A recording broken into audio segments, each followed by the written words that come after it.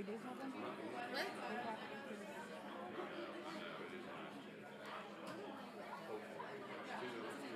Lunches.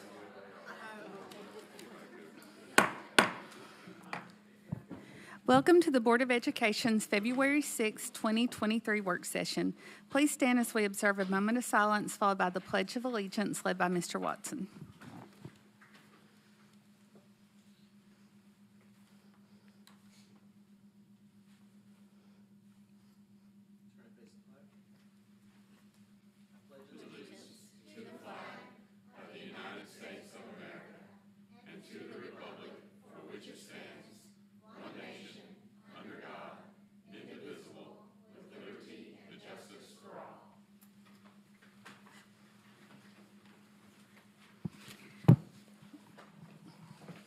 Thank you, Mr. Watson.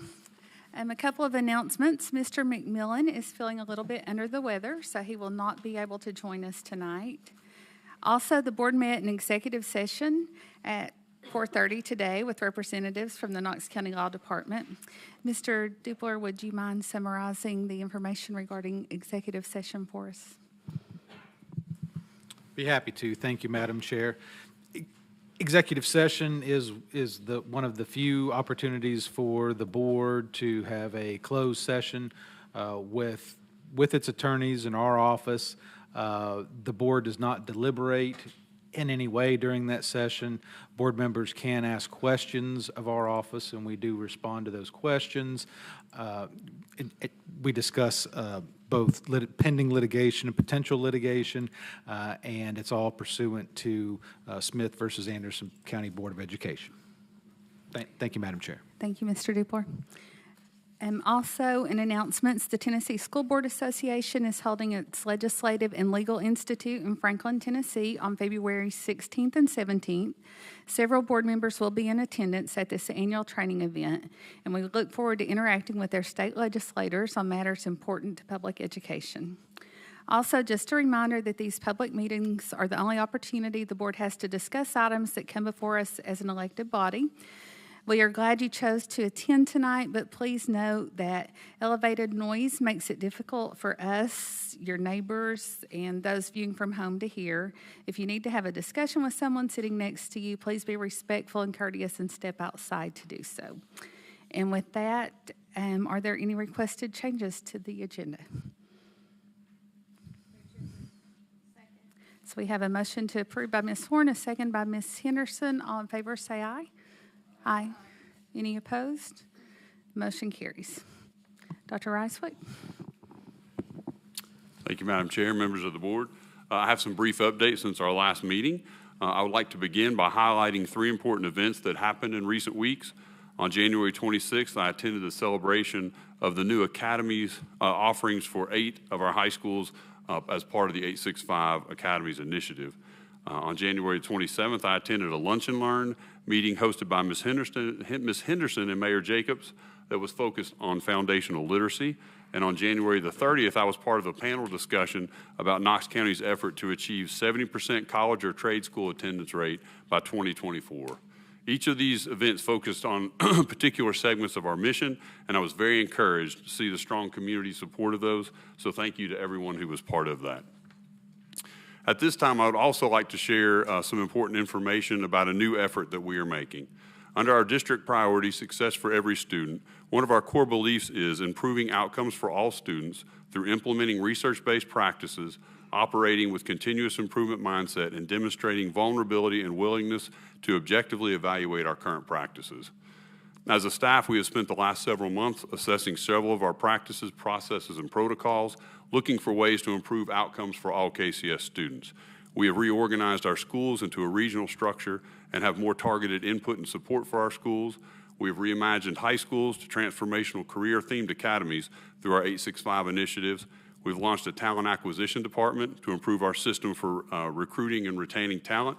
We've established robust community engagement councils that have expanded the voices at the table and helped us generate ideas for improvement, and begun gathering data and input to create a 5-year strategic plan to address the unique challenges of our schools in Region 5. Tonight, I want to announce our next step in this continuous improvement process. I have charged Jason Myers, the Assistant Superintendent of student success to take the next 2 to 3 months to take a deep dive into KCS practices, policies, and philosophies for special education, English language learners, and response to intervention to assess ways to improve our work. He will guide his team through this review and report back to the KCS Board of Education later this spring with some tangible steps based on this review to be implemented in the fall of 2023. Let me be clear. I believe our special education and English language departments do a good job. However, as a district, we refuse to let good stand in the way of great for every student.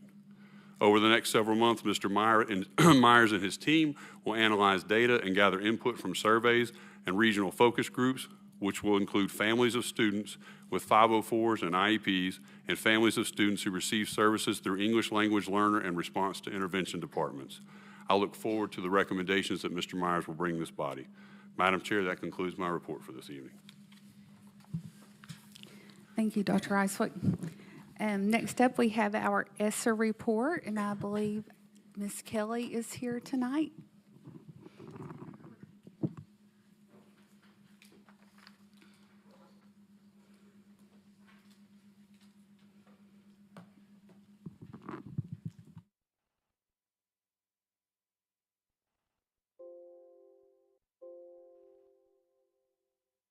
Good evening, Madam Chair, school board members, and Superintendent Reiswick. We are always grateful for the time that you provide for us to give you all an update on our ESSER progress. So I'm going to start at a very high level to help you think about our allocations, and then we're going to look at our allocations by KCS priority, and then we'll talk a little bit about our ESSER vision, and then we'll move on to some new things that we're doing around ESSER. So as some of you may recall, at the national, state, and local levels, there were allocations through ESSER 1, ESSER 2, and ESSER 3. And we will be focused on ESSER 3, and our allocation was $114 million. By KCS priority, you can see the breakdown here. And all of our ESSER work will always be done through the lens of our vision, which is to strategically use ESSER 3.0 funds so that all students across all schools and all student groups will have access to the continuing support and tools needed to thrive in grade level instruction to able them for success post-secondary. So the last time that we were together, I talked a little bit about providing a link on the KCS website that would allow us to get feedback from community stakeholders in real time. And so I'm sharing with you this evening the results of that information. So we had 94 respondents. 4 responded but didn't complete the information. As you can see, about 76% of the respondents were parents, and followed by 24, almost 25% were certified staff. About 14% identified themselves as concerned residents, and about 3%, almost 4%, were classified staff members. In terms of the breakdown, I may have to put my glasses on. I thought I could do this without my glasses, but maybe not. So we asked which priority was most important. 35 respondents said educators. Having great educators in every school was most important to them. 25 respondents said that to them, the most important priority was success for every student. 11 people identified excellence in foundational skills, and 1 respondent said that career empowerment was important. So that was a total of 72 out of 94. 22 of the entries did not identify a priority that was most important, and then be mindful of 4 people submitted responses that were incomplete. So as we transition to our updates from our priority owners by strategy, I'd like for you to keep in mind we'll be sharing that out by each priority. And in Superintendent Reiswick mentioned continuous improvement. So in the spirit of continuous improvement, we're now going to be using a rating system. Green will mean on track. Yellow will mean we have some concerns about that particular strategy. Orange is not for the Vols. It means at risk. And red means that the strategy is off track. And what I want you to hear me say is every strategy won't be green. And when we come back in July, we may actually have some strategies that are orange or red. But we are working in a culture of complete transparency. And so We're not going to just show up and tell you everything is great when it's not. We are going to talk, we're going to plan, and then we're going to pivot. And then we're going to get the strategy back on track as we aim to spend down our ESSER allocation by September 2024. So with that said, we're going to kick off the Excellence in Foundational Skills with Dr. Wilson.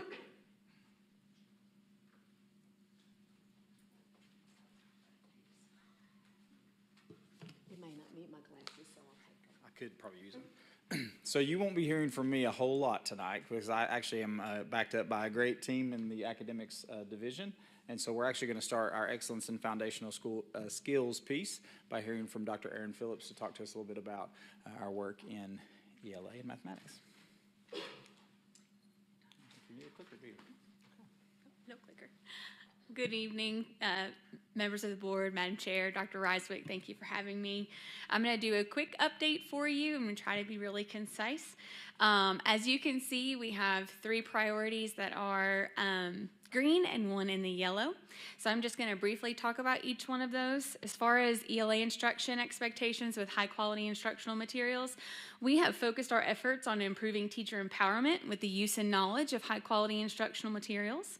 This year, we've intentionally focused on using protocols to help teachers internalize the backward design of the units and the ELA and take deep dives with the lessons, and within those lessons, understand the structure and content in order to teach responsively.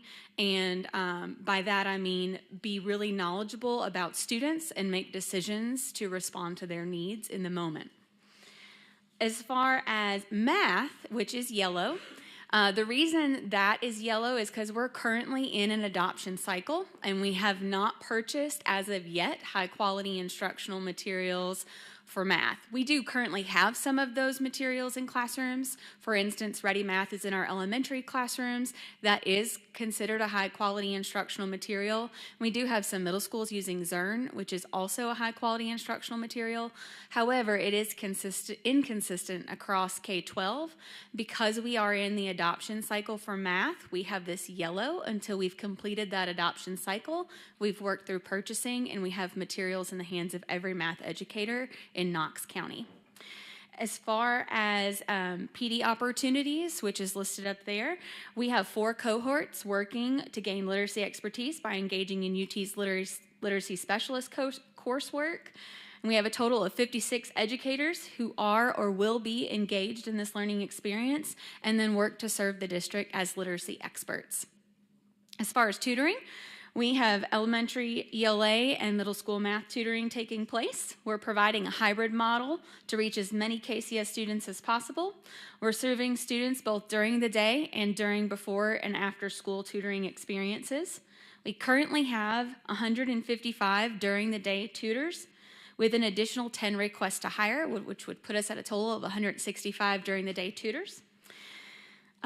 We also are currently serving 3,095 KCS students, a total of 2,721 during the day, and a total of 374 students either before or after school.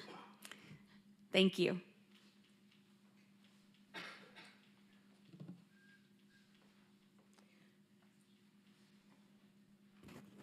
Ms. Himmelgarn, is it okay if I keep Dr. Wilson's team together?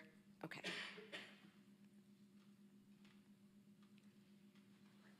Thank you. Thank you, Renee. And so Shannon Jackson is going to come up and talk to us about our career empowerment and preparation work.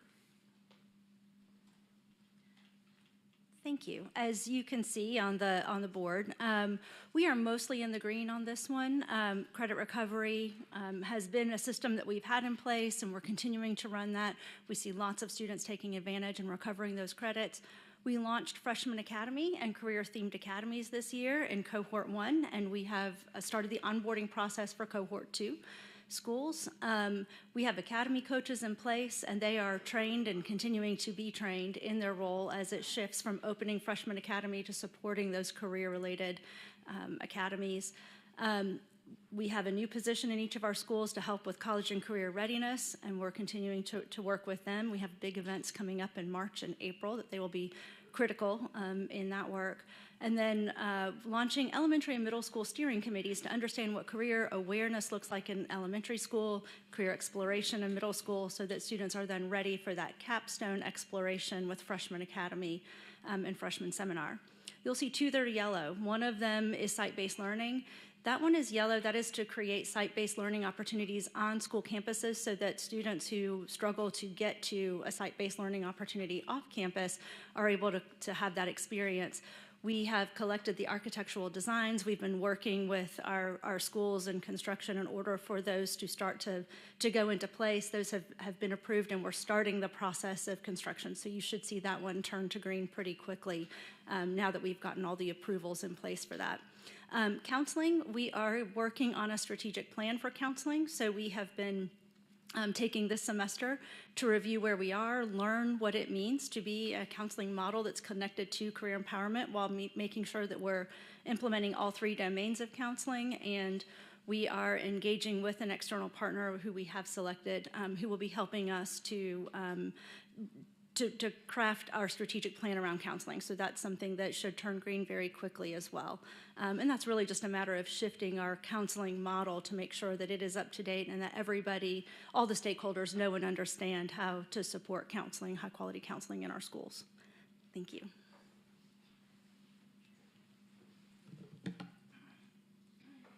And we cannot do all this work without great educators in every school. Madam Chair, members of the board, you'll see that we are also mostly green. We'll talk about the yellow last. Our permanent substitutes, we currently have 79 permanent substitutes in our buildings. I believe when we spoke to you in October, that was 81 or 82. So we have had a little bit of turnover, but are continuing to see positive impacts in lessening the disruptions to the learning environment. Our permanent substitutes have filled in for approximately a little over 2,400 classified and certified vacancies since they began. So that's had, again, a positive impact on our schools. Cognitive coaching, we are green. I believe when we were with you all last in October, we were yellow in this. We are on track. We have the first 40, the first cohort signed up to begin in March, and they are a mix of instructional leaders and district personnel, mostly for the first cohort. And again, at the end of all three cohorts, we will have 2 KCS employees that are certified trainers in cognitive coaching that can continue developing our employees. Grow Your Own program expansion. I'll talk about Grow Your Own and development of math certified educators together because of some opportunities that we've had open up with the Tennessee Occupational Apprenticeship. That has expanded our Grow Your Own, but it's also allowed us to move some funds that had been designated for development of math certified educators into amendments that aren't quite approved yet, but we hope to be able to tell you a little bit more about those when we come back that will expand the reach to more employees. So the development of math certified educators was going to affect approximately 17 employees, and that with the proposed amendments will expand to over 250. So excited about the opportunities to develop teachers, administrators, district personnel, so it'll reach beyond classroom teachers as well.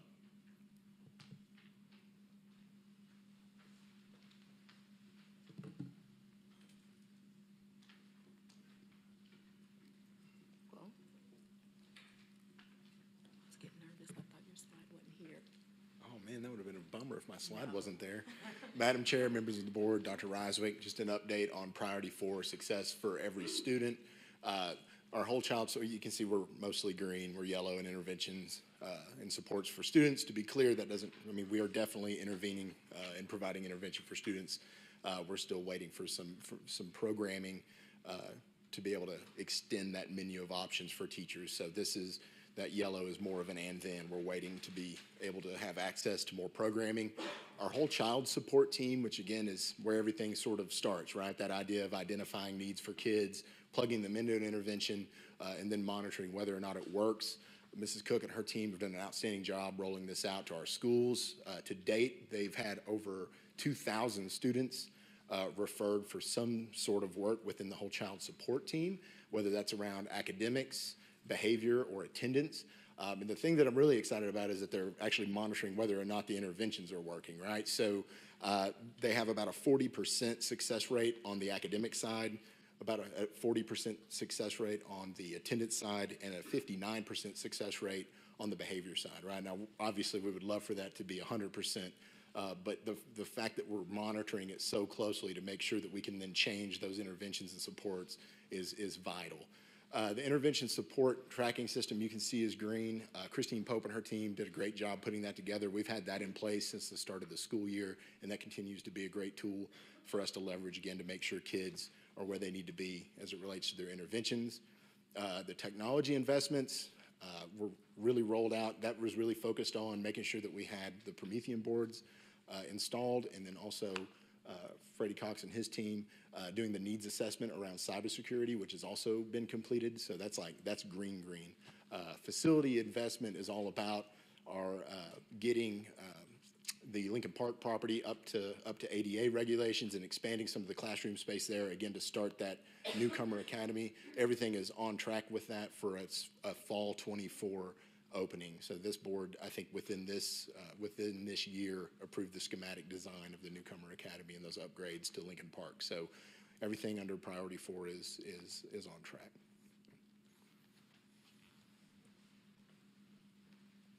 So as we continue to track and monitor our strategies, we're also tracking our spend down, which again will be completed by September 2024, and our CFO, Mr. McPherson, will come and talk us through where we are in terms of the spend down by priority. Perfect. Bam. Thank you. There you Thank go. you. Thanks. I'm going to be really brief here, obviously, for it's very sensitive to time. We need to still get to the regular session agenda.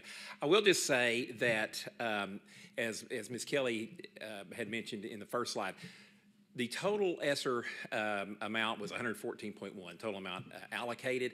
Just keep in mind that almost $11 million of that mostly relates to indirect costs and grant administration. So the final spend, or the deadline for spending, is September 2024. 20 months away. I just want to caution that as we go through this, the first 3 priorities that you're going to see, it's going to look a little low, right? So it's going to be around 10%, so don't panic. Because some of these, or a lot of these priorities, we're kind of getting off the ground this year. This is the first academic year that we've done that. So this is through December. We're looking at about 5 months of spending, and in some cases, not even 5 months of spending, right? So when we were hiring tutors, it's a process. We're still in the process of hiring tutors. So we closely monitor this as we go. Our federal programs department monitors spending literally on a daily basis, right? So. If it gets to that point later on, we need to get some months under our belt. But if it gets to the point later on where we need to revise, we need to kind of shift our thinking, we'll do that, and obviously we'll bring those ideas to the board. So I'm not going to belabor all of these lines here because you've actually already heard the presentations for much, for the components in here. Just want to talk about each priority. So we're looking at $102 million of spending available for our core priorities. And so for priority 1, excellence in foundational skills, so you'll see the heading there. That's really kind of the old term when we applied, so we'll update that. But it's excellence in foundational skills. The bulk of this would be tutors, literacy and math tutors. Also, a large part of this are benchmark assessments with our Mastery Connect platform. Also, some professional development in our partnership with NIET. Another thing I'll point out, we wanted to show it in this format and not in accounting jargon because we wanted to show the board that we're really deliberate in how we track this. We track it by priority, by objective, by strategy. So our priority owners, have their buckets, and so they can see specifically how their initiatives are tracking. So about 10% there, and then almost about 10% here in priority 2. Great educators in every school. So we have our teacher leader supports there. A lot of this would be like department chair stipends, some PD there, permanent subs. You heard Ms. Himmelgarn talk about some of these. Extended contract days would also be in that. Our pipeline, where we taught, Ms. Himmelgarn, again, she talked about Grow Your Own initiative. We have apprentice math teachers in that as well. So almost 10% there. For number 3, this would be our career empowerment and preparation. This is primarily our school redesign model. These are where the costs would go into that. So Academy High School model, this would be our Academy coaches, our work with Ford Next Gen. Also included in that would be facility redesign, where we do some reconfigurations, some building improvements at the school to reconfigure the layout so it would be more conducive to work-based learning. And so that's in there, college and career counselors, also tutors, high school tutors for recovery credit, so almost 11% on that. On the last one, overcoming obstacles to learning, or success for every student, as we call that now. Much of this, it would just be IT and capital. So you can see a large chunk of this has already been spent, 41%. And much of that, you remember back, gosh, it was last year, or calendar year, the interactive panels, remember that? That was a large chunk of this. Also, student devices, our one-to-one initiative, that would be included in this as well.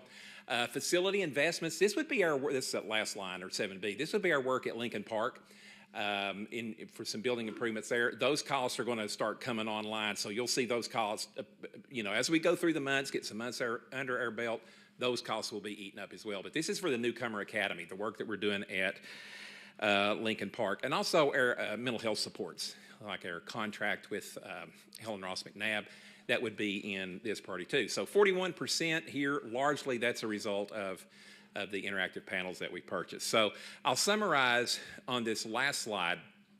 So you'll see that top row, priorities 1 through 4. This is the one we're really focusing on, almost 20% of spending so far. That column right below that, all other, again, that's our indirect costs, so we just went ahead and counted that. So in total, about 28% of spending, but again, we wanted to show you this format to show you that we're really keeping a close eye on this. Again, we'll closely monitor this along the way. If we feel like that we're really lagging behind in some spending, or we don't think we can fulfill our commitment in some of these areas that we initially wanted, obviously we'll take a look at some different strategies. We're already thinking about things like that, right? So we would bring that back to the board when, if and when the time arises. I just didn't want the board to kind of panic when they saw that 10% in some of these areas. So anyway, that's it.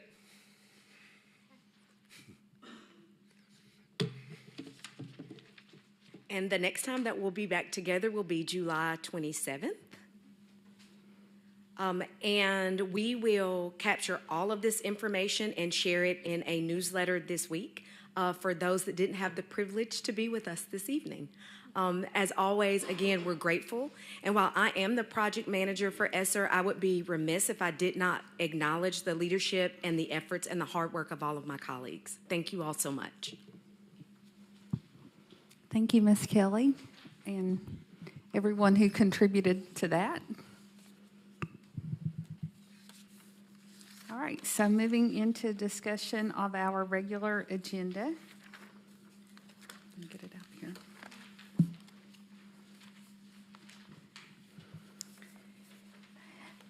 Any discussion on items 5A or B?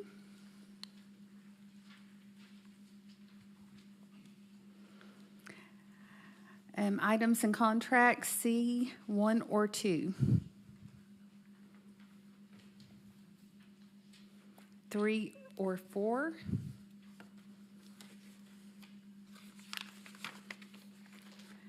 5 or 6. 7 or 8.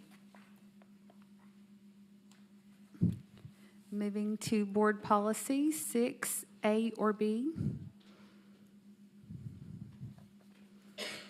C or D. E or F. G or H. I or J.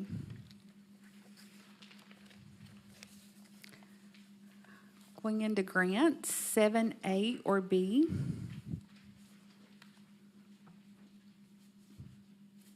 C or D.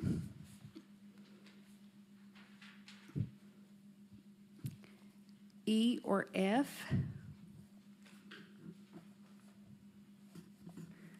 Contracts, 8A or B.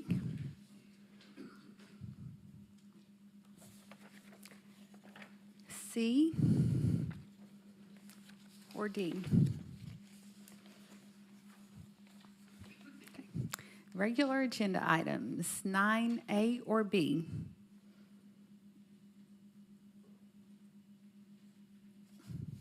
C or D?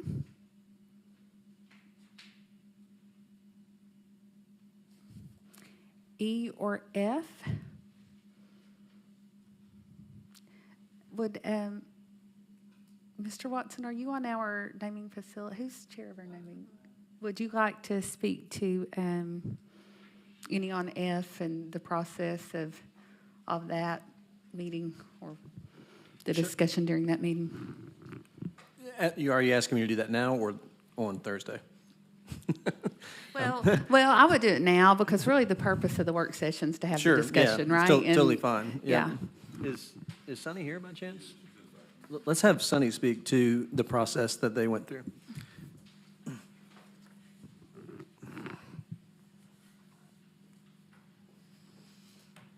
Thank you. Yeah, if you can just summarize for the board what you shared with us with the Naming Facilities Committee. So based on policies that we have for naming facilities, we took the zone that was zoned in November for the new school. We created a survey and sent it out to all of the members in that zone and got feedback on the school name, got feedback on the mascot and colors. From there, we created a committee that was administration from the 3 schools impacted, which were Ball Camp, Carnes, and Hardin Valley. We pulled in some teachers and some other members from the schools, and each PTO or PTA member or president from each of those schools. We went through all the survey data and came out with Mill Creek Elementary as an otter as a mascot and blue and silver. Thank you, Ms. Schaffnaker. Can you, I thought it was a kind of interesting how you all got to the name and kind of the meaning behind it. Can you share that? I can. So the school is on Coward Mill Road. The committee, including myself, did not love the name Coward in an elementary school. But we still wanted to capture the history. And Coward is the family that was there in the 1800s, and they built a mill. That mill is on Beaver Creek, which runs up adjacent to the property. We couldn't call it Beaver Creek Elementary because naturally you would have to have a beaver as a mascot, and as we all know, Carnes has got the beavers, and policy says we can't duplicate a mascot, so we landed on the otters. Yeah, otters and beavers going at it, yes. So they're cute. That's right. I will say that the Naming Facilities Committee really appreciated all the work that you all had done, and we're recommending to the board unanimously to approve the name and the colors and the mascot. So thank you for the way you engaged the community, and also too, I really appreciated that you shared that actual name did show up as that name in the surveys. It did. So it was some that the community actually picked. So yeah, it showed up several times in the data. yeah, awesome. Thank you. Awesome. Thank you. Thank you.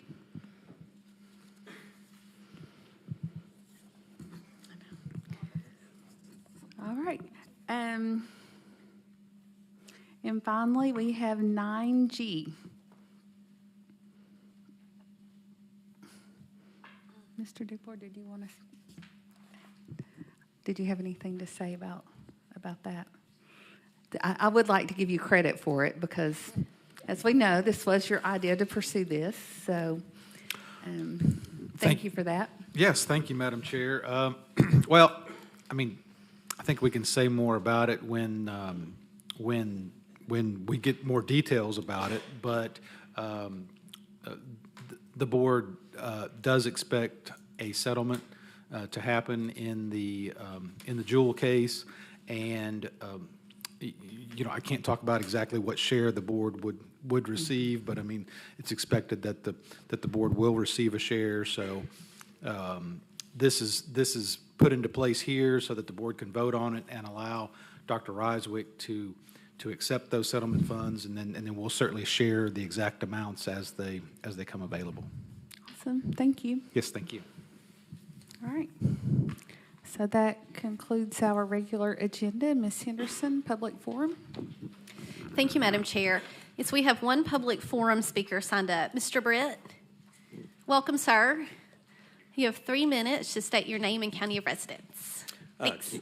Keith Britt, 506 Knowlton Drive. I am the only child of a single mother, and I can remember distinctly when I was in elementary school watching my mother sit at the dining room table with her head in her hands crying because she couldn't provide for me the things she thought I deserved. So I know what you're about to put some parents and students through with this student meal debt collection service. And I've read through the contract, and you're going to be getting less than 79 cents on the dollar. And I'm not sure 79 cents on the dollar is worth the stress that you're going to be putting on these parents. I'm not sure that 79 cents on the dollar is going to help student achievement go forward. I'm not sure that 79 cents on the dollar is going to set the example for our students for what we hope they become when they become leaders of this county.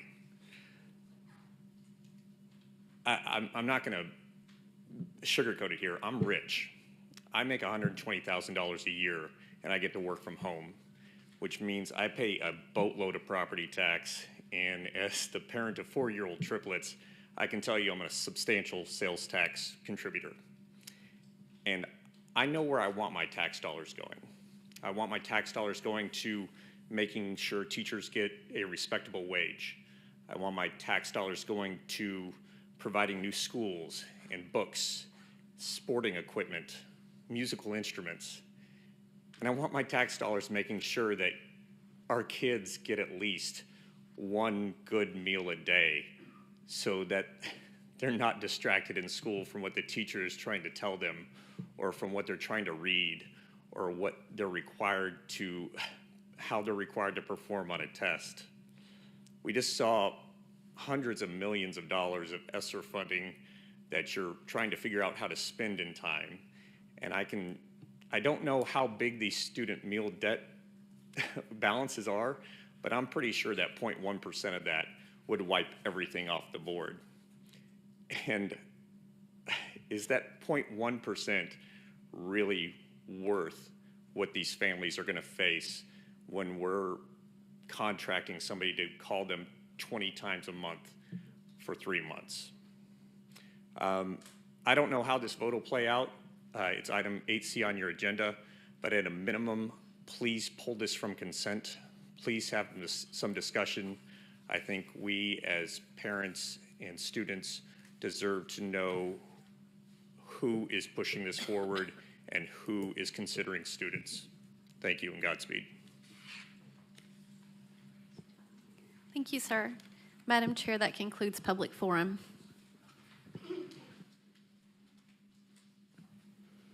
So moving to board forum, Ms. Deckard, Reverend Butler, Ms. Owen, Mr. Watson. Thank you, Madam Chair. I know many of us were. I was involved all along the process with the development of the 865 Academy strategies and was really thrilled this past week to be able to be a part of that and to be a part of the launch. And I don't know that it was planned that way, but also loved coming out of that, 2 days later with the 70 by 2024. I thought that was a good pairing. So a lot of energy in that room, very hot, but I actually liked that there was that many people. And it was the administrators and the teachers and the kids that were present were really excited about the potential and the opportunities and really kind of owning those academies. So appreciate you, Dr. Riswick, and I know there's been people all over the district and Carly and her team really helping communicate the message and make the great branding and all that. But I mean, to me, this is it's a monumental shift. I don't think it's anything small. I know what we're proposing with 865 Academies and what it's going to be is nothing like what I experienced in high school. And I'm glad that we're evolving. I think the word process improvement has been mentioned about 20 times during this meeting. And so I appreciate that and the energy and look forward to seeing kids get experienced opportunities that maybe they would have never had the opportunity to experience in prior to this. So, yeah, it's good stuff. Thank you.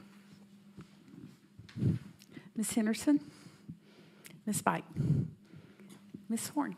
Thank you, Madam Chair. I will just kind of echo what Mr. Watson has said. I think that the three things that you talked about, Dr. Reiswick, at the beginning of the meeting, that the 865 Academy, the literacy lunch and learn, Ms. Henderson, that you did, and Dr. Reiswick moderated, and then the 70 by 24. It was just just a lot of excitement for Knox County schools over the past week. And so thank you, Ms. Henderson, and thank you, Dr. Reiswick, for all your hard work and your team's hard work, and just some really exciting things. So it's fun to have some good things to talk about, and I just commend you and your staff on the hard work. All right. And I will just echo that and say I also appreciate the announcement of the work you're going to have Mr. Myers and his team do in the next 3 months, because I think that's really important as well. So I'm glad to see some new initiatives moving in that direction. And also, going back to 865, just want to do a shout out to our student rep, Grace Deckard, because she was there representing Hardin Valley with their academy announcements. So we were really excited to see you there as well, Grace. So, all right. And with that, oh, Mr. Triplett, I am so sorry. No, I was saving the best for last. That's it. Yeah. Sorry. Are you sure you don't want to talk about 865 Academy this morning? All right, okay. All right, and with that, we are adjourned.